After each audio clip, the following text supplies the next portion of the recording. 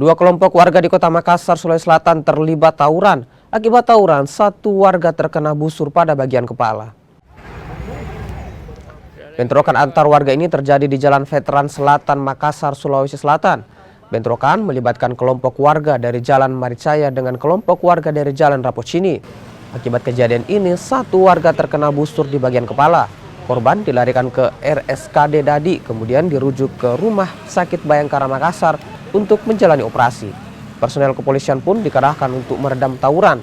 Penyebab tawuran diduga akibat dendam lama. Tepatnya di Jalan Veteran Rapocini ini perang kelompok antara anak Maricaya dengan anak Rapocini, golongan satu. Nah, tadi itu dimulai daripada letusan petasan yang berkali-kali dilontarkan dari dalam, kemudian direspon oleh anak-anak dari Rapocini. Setelah kami mendengar laporan daripada masyarakat bahwa ada perang kelompok, kami dari Jatanras segera menuju TKP. Akhirnya kami kedua belah pihak kami bisa lerai terkait pertikaian terjadi. Untuk korban sementara ditangani di Rumah Sakit Dadi untuk perawatan. Ada berapa korban yang kena? Satu.